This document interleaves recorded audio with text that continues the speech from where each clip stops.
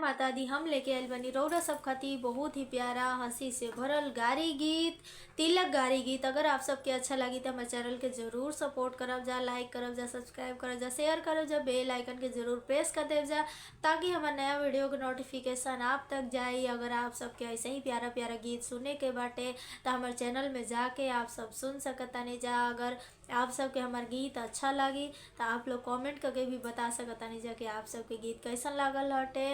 और आप सब प्लीज़ पूरा गीत सुनी जा। और अभी सुनल जाओ हमनी के तिलक के गारे गीत।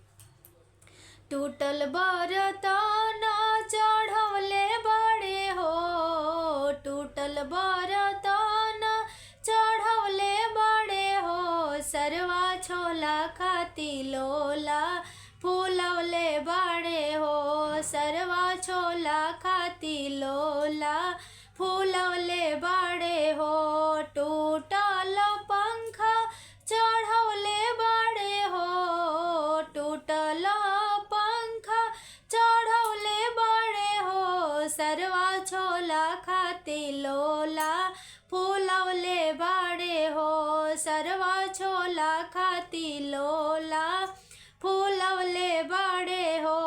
बाटे पुरान बर्तन हो बवाल हो, खोल के देखावा तनी कैसन बा सामान हो।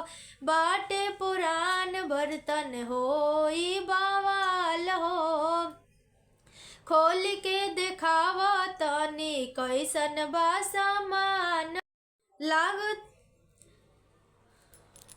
लागता आज ना नहैले बड़े हो, लागता कि आज ना नहैले बड़े हो, सरवा छोला खाती लोला फूलवले बड़े हो, सरवा छोला खाती लोला फूलवले बड़े हो।